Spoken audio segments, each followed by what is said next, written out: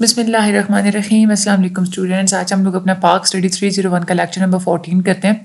Lecture number 14 में आज थोड़ा सा जो लेक्चर ना बहुत ज़्यादा थोड़ा ट्रिकी है, थोड़ा सा मुश्किल है, लेकिन ये है कि इसमें से जो इंपॉर्टेंट है वो मैं आप लोगों को बता दूंगी। जो आपको ज़्यादा मुश्किल लगे, जो आपको लगता है कि जिसको प्रिपेयर करने में बहुत ज़्यादा आपको देर लग जाएगी, तो मेरा आपको मशवरा है कि वहां पे आपने अटकना नहीं है, उस चीज को आप चॉइस पे छोड़ दीजिएगा। ठीक है, जो बच्चे आसानी से कर लेंगे वो उन चीजों को करें। जो चीज आपको इसमें से ज्यादा मुश्किल लगी ना, आप उसको चॉइस पे छोड़ दीजिएगा। क्योंकि देखिए ना, अगर एक लेसन पे आप पूरा दिन लगाएं, ठीक है, इससे बेहतर नहीं है कि आप उसको चॉइस के पे छोड़ के बाकी के जो लेसन है उनको अच्छे तरीके से कर लें। ठीक है, अच्छा, ये इसमें एक जो चीज है ना, तो वो ये बहुत ज्यादा इंपॉर्टेंट है कि एक्ट्स कौन कौन से बने थे। आज हमने ये सारे एक्ट्स ही पढ़ने हैं। अच्छा, तो आपने ये करना है कि ग्रुप अगर आप लोग ज्वाइन करना चाहते हैं तो आप लोग ग्रुप ज्वाइन कर सकते हैं। ठीक है, और उसके अलावा वीडियो को आप एंड तक जरूर देखिएगा और चैनल को सब्सक्राइब भी जरूर कीजिएगा। ठीक है, हम लोग चलते हैं अपने आज के लेक्चर की तरफ। आईनी तौर पे ब्रिटिश इंडिया के अंदर कौन कौन से डेवलपमेंट्स हुई थी, तो ब्रिटिश जो गवर्नमेंट है ना, उन्होंने इंडिया के अंदर 5 किस्म के एक्ट्स लगाए थे। सबसे पहले इंडियन काउंसिल एक्ट लगाया था 1861 के अंदर, फिर दोबारा इंडियन काउंसिल एक्ट लगाया था 1892 के अंदर, फिर गवर्नमेंट ऑफ इंडिया एक्ट लगाया 1909 में, फिर गवर्नमेंट ऑफ इंडिया एक्ट लगा 1919 में, फिर गवर्नमेंट ऑफ इंडिया एक्ट लगा 1935 में। इन सारे जो पांचों के पांचों एक्ट है ना, इनमें क्या क्या डिफरेंसेस हैं, एक तो ये चीज जो है ना आपकी थोड़ी सी याद करने वाली है। ठीक है, अच्छा, सबसे पहले हम लोग पढ़ते हैं ईस्ट इंडिया कंपनी का जो सारा जो रूल था, जो सारी हुकूमत थी, वो कब खत्म हुई। सबसे पहले तो यहाँ पे ये बताया कि स्टार्ट कब हुई थी। 2 अगस्त 1858 में ब्रिटिश पार्लियामेंट ने एक लॉ पास किया था कि ईस्ट इंडिया कंपनी जो है ना अब पूरी इंडिया के ऊपर अपना कंट्रोल हासिल कर लेगी। ठीक है, एक इंडिया में जो स्टेट के सेक्रेटरी की जो पोस्ट थी ना, वो काबीना के थ्रू बनाई गई थी, और जो स्टेट का जो सेक्रेटरी होता है इंडिया के लिए, उसके पास ये पावर हासिल थी कि वो इंडिया की गवर्नमेंट और इंडिया के रेवेन्यू से रिलेटेड हर किस्म की जो है ना फैसले वगैरह कर सकता था। उसके बाद फिर 1 नवंबर 1858 में क्वीन विक्टोरिया ने एक प्रोक्लेमेशन इशू कर दिया था कि ये सारा जितना भी इंडिया है ना, ये सारा अब अंग्रेजों के राज थ्रू होगा, ब्रिटिश क्राउन के नीचे होगा। फिर इसके बाद जो लॉर्ड कैनिंग है, उनको इंडिया का गवर्नर जनरल बनाया गया था, और गवर्नर जनरल को ही कहा जाता है वायसराय। ठीक है, ये बात आप लोगों ने बात याद रखनी है। अच्छा, उसके बाद उन्होंने उसी ऑफिस के अंदर काम करना शुरू कर दिया, लेकिन कंपनी के रिप्रेजेंटेटिव के तौर पे जो है ना वो काम नहीं करते थे, बल्कि ब्रिटिश क्राउन के रिप्रेजेंटेटिव यानी कि ब्रिटिश की जो हुकूमत है उनके नुमाइंदे के तौर पे ज़्यादातर वो काम करते थे, और ज़्यादातर कंपनी की जो आर्मीज थी वो ब्रिटिश कंट्रोल के अंदर ही फिर ले ली गई थी।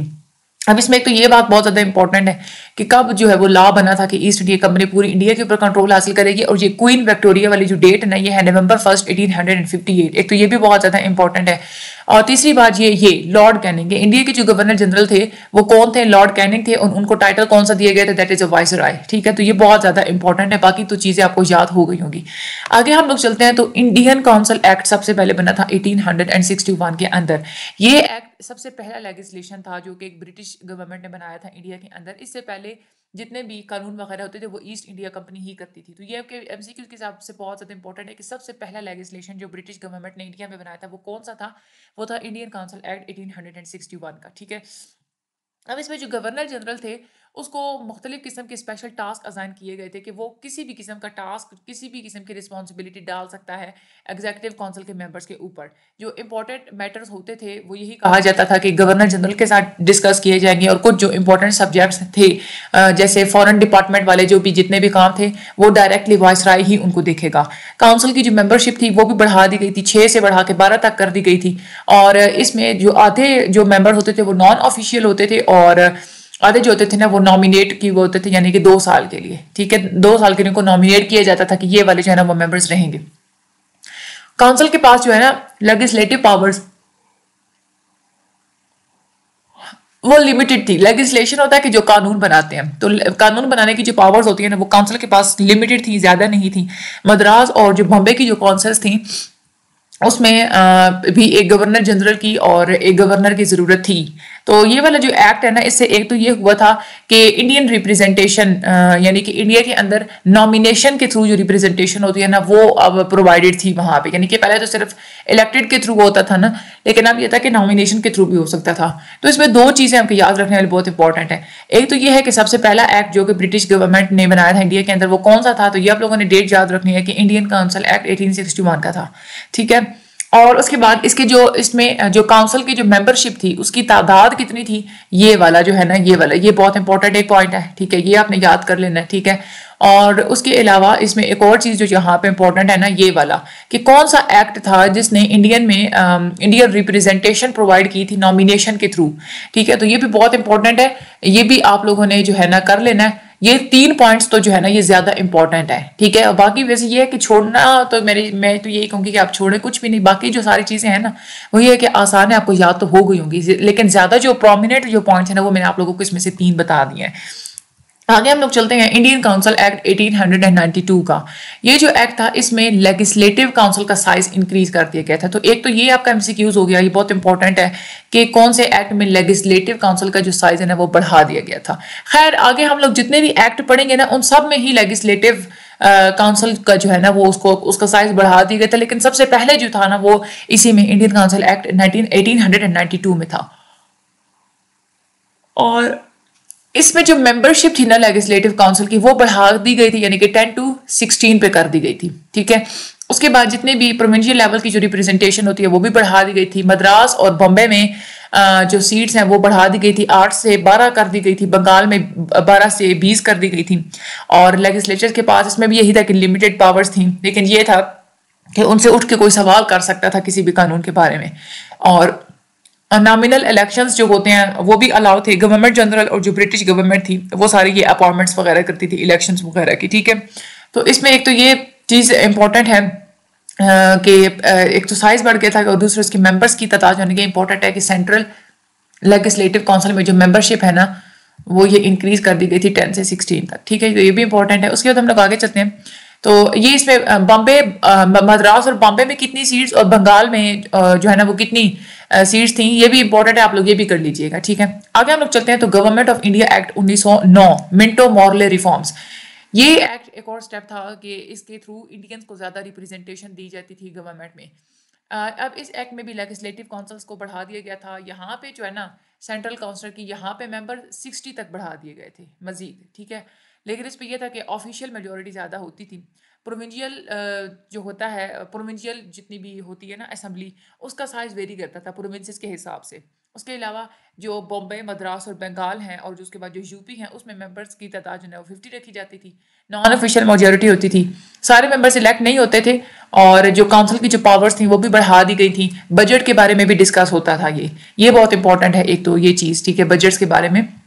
और ये किस में था, that is a government of India act 1909। ठीक है, और ये बहुत इंपॉर्टेंट है। गवर्नमेंट ऑफ इंडिया एक्ट 1909 बनाया किसने था, इसको हम लोग क्या कहते हैं, मिंटो मॉर्ले रिफॉर्म्स कहते हैं। ये आपका एक एमसीक्यूज बहुत इंपॉर्टेंट है। ठीक है, उसके बाद इसमें मेंबर्स को ये भी हक हासिल था कि वो रेजोल्यूशंस भी दे सकते हैं, कोई क्वेश्चंस भी उठा सकते हैं, सवालात भी उठा सकते हैं। एग्जीक्यूटिव काउंसिल्स को बनाया गया था बम्बई के लिए, मद्रास के लिए और बंगाल के लिए, और लिमिटेड गवर्नर प्रोविंसेस थे। इलेक्शंस जो है ना वो होते थे कि वो हेल्ड करवाएगी यूनिवर्सिटी सेनेट, हेल्ड करवाएगी डिस्ट्रिक्ट बोर्ड्स, म्यूनिसिपल कमेटीज, जिम्मेदार और जो चैम्बर ऑफ कॉमर्स हैं, ये सारे मिलके जो है ना वो इलेक्शंस करवाया करेंगे। ठीक है, तो ये जो है ना आप लोगों ने बात याद रखनी है कि इलेक्शंस कौन कौन करवाते हैं, यूनिवर्सिटी सेनेट, डिस्ट्रिक्ट बोर्ड्स, उसके बाद म्यूनिसिपल कमेटीज, जिम्मेदार और उसके बाद चैम्बर्स ऑफ कॉमर्स। ठीक है, और माइनॉरिटीज के लिए सेपरेट इलेक्टोरेट भी जो है ना वो एक्सेप्ट किए गए थे। ठीक है, ये जो गवर्नमेंट ऑफ इंडिया के जो एक्ट बने थे ना तीनों, इसमें सिर्फ जो है ना वो माइनॉरिटीज के सेपरेट इलेक्टोरेट जो है ना वो एक्सेप्ट किए गए थे। उसके बाद गवर्नमेंट ऑफ इंडिया एक्ट बना था 1919 वाला, इसको कहा जाता है मोंटागू चैम्सफोर्ड रिफॉर्म्स। ठीक है, ये बात आप लोगों ने याद रखनी है। अच्छा, यहाँ पे अगर देखा जाए तो इस जो एक पीरियड था ना 1909 से लेके 1919 तक, तो बहुत इंपॉर्टेंट डेवलपमेंट्स हुई थी। जैसे फर्स्ट वर्ल्ड वार हुई थी 1914 से लेके 1918 तक, ये डेट बहुत इंपॉर्टेंट है। फर्स्ट वर्ल्ड वार कब हुई थी? उसके बाद पॉलिटिकल एक्टिविटी चलती रही थी तहरीक खिलाफत के दौरान। मुस्लिम लीग के ऑब्जेक्टिव्स में चेंजेस आई, मुस्लिम लीग के गोल में तब्दीलियां आई। फिर लखनऊ पैक्ट हुआ था 1916 में, तो ये लखनऊ पैक्ट की डेट भी बहुत ज़्यादा इंपॉर्टेंट है। ब्रिटिश गवर्नमेंट ने अनाउंस किया था कि आहिस्ता आहिस्ता इंडियंस को जो है ना वो इंट्रोड्यूस किया जाएगा गवर्नमेंट की मुख्तलिफ ब्रांचेस के अंदर।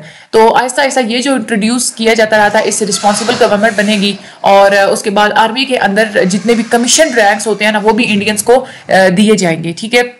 उसके बाद मिस्टर मोंटागू जो हैं ये उस वक्त स्टेट के सेक्रेटरी थे। इन्होंने इंडिया को विजिट किया था नवंबर 1917 से अप्रैल 1918 तक, ठीक है। और उसके बाद उन्होंने डिस्कस किए थे मुख्तलिफ आइनी जो मामला होते हैं वो वायसराय के साथ उन्होंने डिस्कस किए थे। उस वक्त वायसराय जो थे ना वो थे लॉर्ड चैम्सफोर्ड थे, ठीक है। सेक्रेटरी ऑफ स्टेट कौन थे? मिस्टर मोंटागू थे, और जो वायसराय थे वो कौन थे? लॉर्ड चैम्सफोर्ड थे।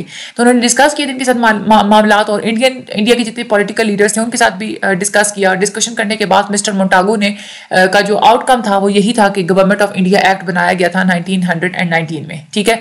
और मोंटागू और चैम्सफोर्ड इन दोनों ने मिलकर डिस्कस किया था, इसलिए इसको गवर्नमेंट ऑफ इंडिया एक्ट को मोंटागू चैम्सफोर्ड रिफॉर्म्स कहा जाता है, ठीक है। तो इसमें जो भी इंपॉर्टेंट थी ये भी मैंने आप लोगों को बता दिया। आगे हम लोग चलते हैं। तो गवर्नमेंट ऑफ इंडिया एक्ट 1999 जो बनाया गया था, इसके फीचर्स क्या क्या थे? एक तो ये है कि इस सिस्टम से बाई कैमरल लेजिस्लेचर था, ठीक है। तो ये एक बहुत इंपॉर्टेंट है कि बाई कैमरल लेजिस्लेचर के बारे में क्वेश्चन आ सकता है कि कौन से एक्ट में था, तो वो 1919 में था, ठीक है। बाई का मतलब होता है टू। आप ऐसे याद रख लीजिएगा, जिस डेट में 2 दफा 19 आ रहा है ना, तो वहीं पे 2 कैमरे लगे मतलब कि वो बाई कैमरल जो है ना वो लेजिस्लेचर है, ठीक है। इसमें ये होता है बाई कैमरल का मतलब होता है कि 2 हाउसेस बनाए गए थे। एक हाउस था वो काउंसिल ऑफ स्टेट का, दूसरा था लेजिस्लेटिव असेंबली का। अब जो काउंसिल थी ना पूरी स्टेट की, उसकी मेंबरशिप की तादाद थी 60, जिसमें से 34 जो है वो इलेक्टेड होते थे और 26 जो है ना वो नॉमिनेटेड होते थे ऑफिशियल्स, और नॉन ऑफिशियल मेंबर्स भी होते थे, ठीक है। ये तो ये मेंबरशिप काउंसिल ऑफ स्टेट की इंपॉर्टेंट है। और काउंसिल्स का जो टेन्योर होता था, जो अरसा होता था ना, वो 5 साल मुकर्रर कर दिया गया था। उसके बाद जो लेजिस्लेटिव असेंबली थी उसमें मेंबर्स की तादाद होती थी 145। उसमें से भी 105 मेंबर्स जो होते थे वो इलेक्टेड होते थे और बाकी सारे जो है ना वो नॉमिनेटेड होते थे। डायरेक्ट इलेक्शंस को इंट्रोड्यूस करवाया गया था मुख्तलिफ फ्रेंचाइजेस के अंदर, ब्रांचेस के अंदर, और वो प्रॉपर्टी की बेस पे, टैक्स पेइंग की बेस पे, और जिस बंदे का पहले जो एक्सपीरियंस होता था लेजिस्लेटिव काउंसिल्स के अंदर, उस बेस पे यूनिवर्सिटी सेनेट भी जो है ना और डिस्ट्रिक्ट काउंसिल, इन सब की डिस्कशन के बाद ही जो है ना वो डायरेक्ट इलेक्शंस इंट्रोड्यूस करवाए जाते थे। सेपरेट इलेक्टोरेट रखे गए थे मिनॉरिटीज के लिए। लिमिटेड लॉ मेकिंग पावर्स दी गई थी लेजिस्लेचर को, लेकिन कुछ ऐसी कैटेगरीज थी जहाँ पे पहले लेजिस्लेचर ने जो है ना वो परमिशन लेनी होती थी, तो उसके बाद कोई लॉ बनाना होता था। और ये भी कहा गया था कि लेजिस्लेचर का कोई कंट्रोल नहीं होगा, ना ही डिफेंस के ऊपर होगा, ना ही फॉरेन पॉलिसी के ऊपर होगा, ना बजट के ऊपर होगा।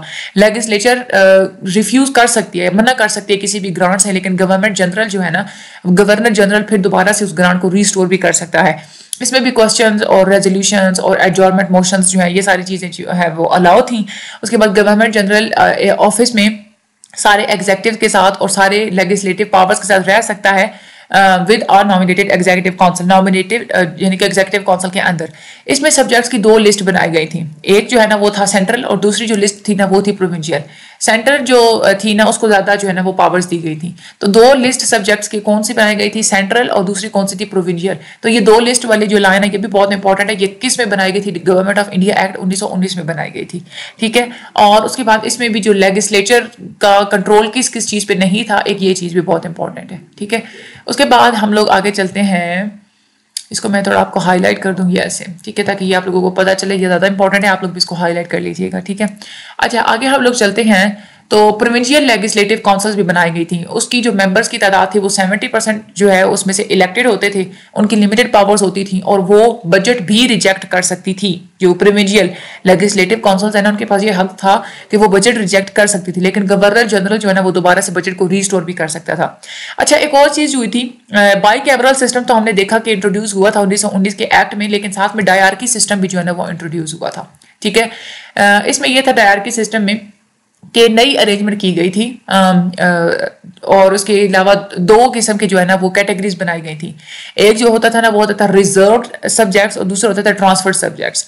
रिजर्व्ड जो सब्जेक्ट्स होते थे उसके अंदर जुडिशरी आ जाती थी, कैनाल, लैंड रेवेन्यू, फाइनेंस से रिलेटेड काम, प्रेस पावर, ये सारी चीजें। और जो ट्रांसफर्ड सब्जेक्ट्स होते थे उसमें लोकल गवर्नमेंट, एजुकेशन और पब्लिक हेल्थ, ये चीजें आ जाती थी।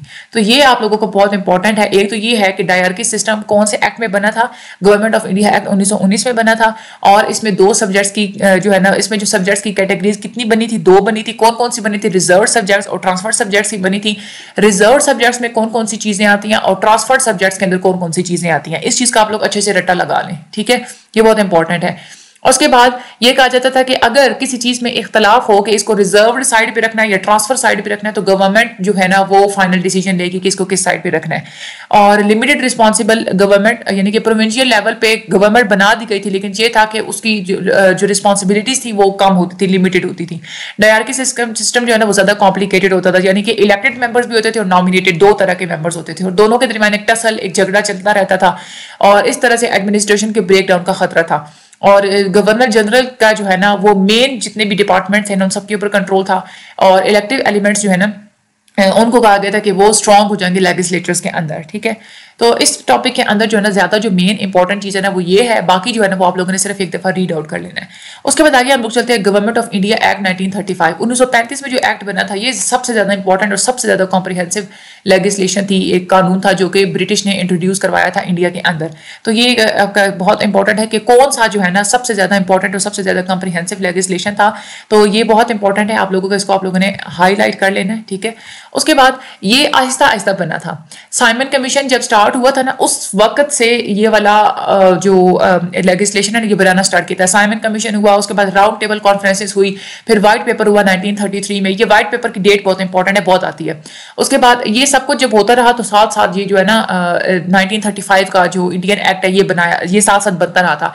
एक लेंथी डॉक्यूमेंट था, पार्लियामेंट ने इसको पास किया था जुलाई 1935 में, लेकिन इसका जो रॉयल एसेट यानी कि एक शाही तौर पे यूं समझ लें कि इसका जो ऐलान जो प्रोमलगमेशन होती है वो इसकी अगस्त 1935 में हुई थी। ठीक है, तो ये जो है ना ये बहुत इंपॉर्टेंट है कि ये कब से बनना स्टार्ट हुआ था, ये आप लोगों को सारा पता होना चाहिए। अच्छा, इसके फीचर्स अगर हम लोग देखें तो इसका ये था कि इसमें फेडरल सिस्टम था। ठीक है, तो ये एक बहुत ही इंपॉर्टेंट चीज है कि कौन सा एक्ट था जिसके अंदर फेडरल सिस्टम था। ठीक है, यहाँ पे आप लोगों ने बात याद रखनी है। सबसे पहले अगर हम लोग देखें ना यहाँ पे जो गवर्नमेंट ऑफ इंडिया एक्ट 1909 का जो बनाया गया था ना, ये वाला 1909 का, उसमें तो लेजिस्लेटिव काउंसिल्स की सिर्फ वो सिंपली बात होती रही थी। जो 1919 का था उसमें बाई कैमरल था और डायरकी सिस्टम था उसके अंदर। ठीक है, लेकिन जो उसके बाद 1935 का था ना उसमें फेडरल सिस्टम था। ठीक है, इसमें 11 जो गवर्नर प्रोविंसेस थे, ठीक है, और उसके अलावा 6 चीफ कमिश्नर प्रोविंसेस थे और जो छोटी जितनी भी स्टेट्स थी उनको ये मर्जी हासिल थी कि वो कौन से प्रोविंस के साथ खुद ज्वाइन करती है। 3 लिस्ट बनाई गई थी इसमें सब्जेक्ट्स की। जो पिछला जो था 1919 वाला उसमें कितनी लिस्ट थी? 2 लिस्ट थी। कौन कौन सी थी? ट्रांसफर्ड और रिजर्व्ड, यही थी ना, ये जो मैंने आप लोगों को ऊपर यहाँ पे पढ़ाई है ये वाली। ठीक है, लेकिन जो 1935 वाला था ना इसमें 3 लिस्ट बनाई गई थी। एक फेडरल लिस्ट थी, एक प्रोविंशियल लिस्ट थी और उसके बाद एक कॉन्करेंट लिस्ट थी।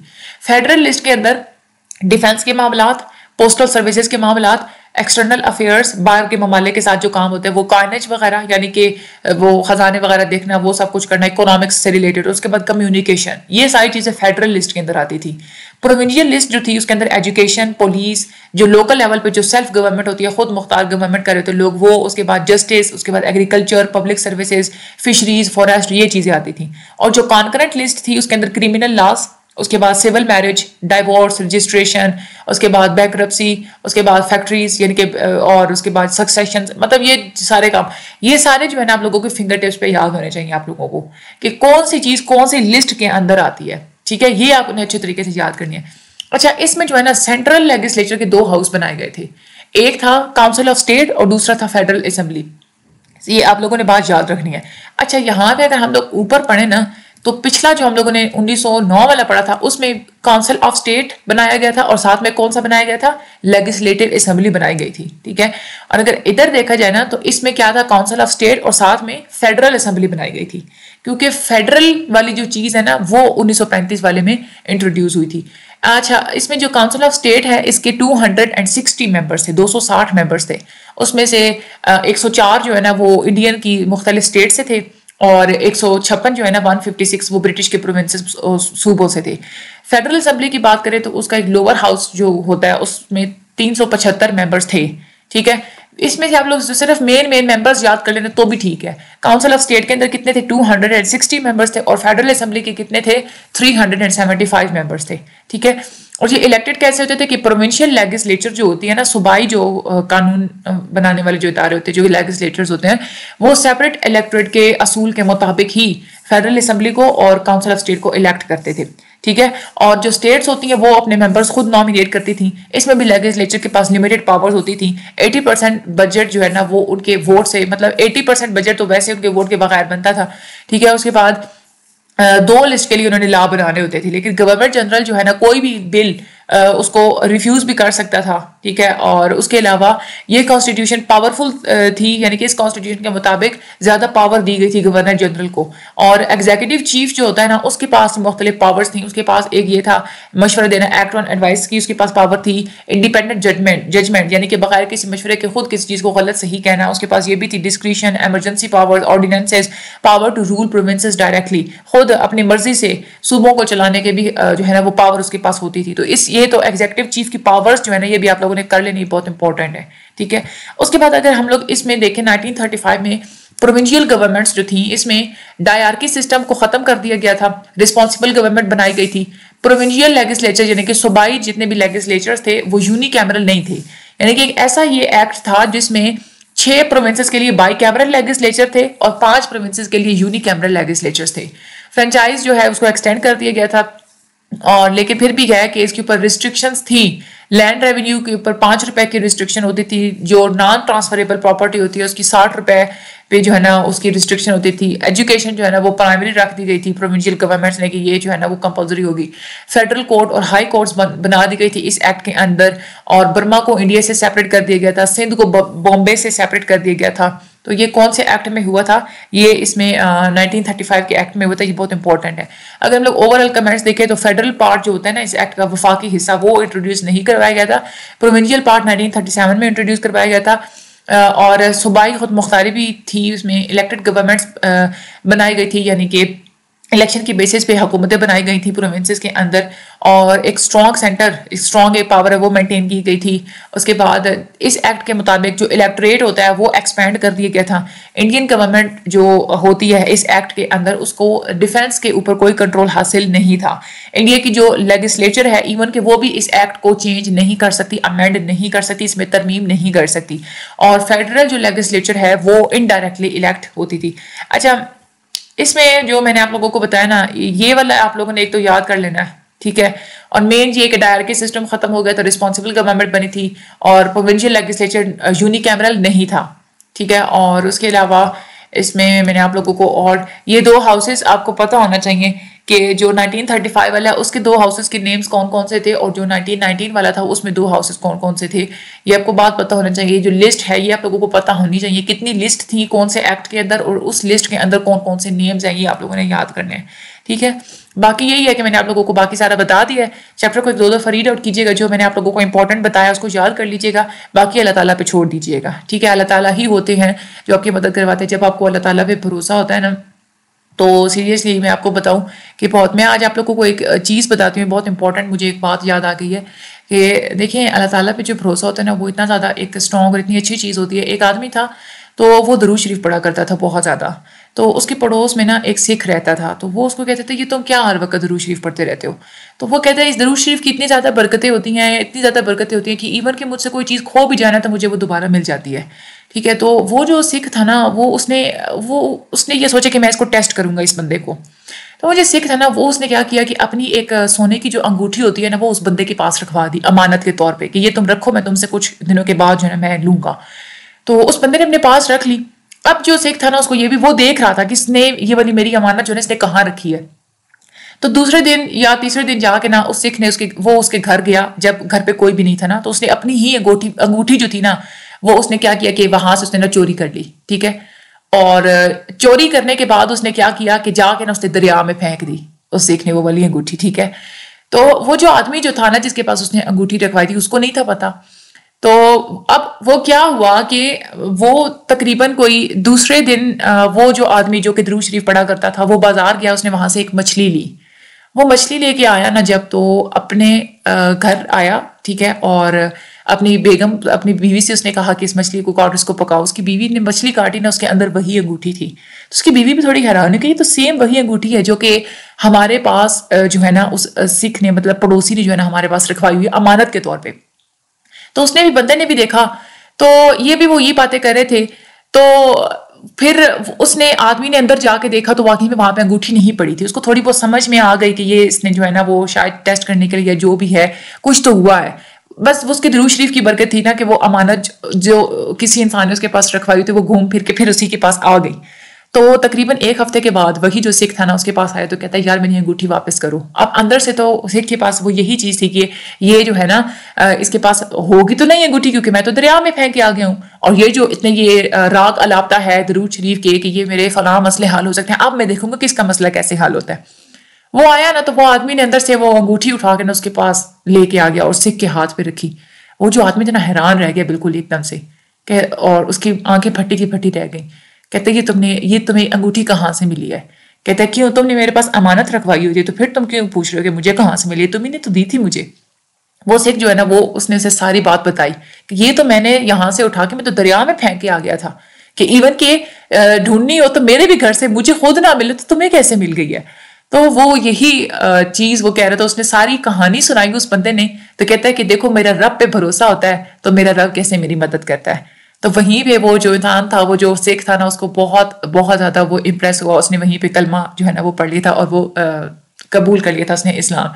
तो रब पे भरोसा जो है ना वो सबसे बड़ी चीज होती है।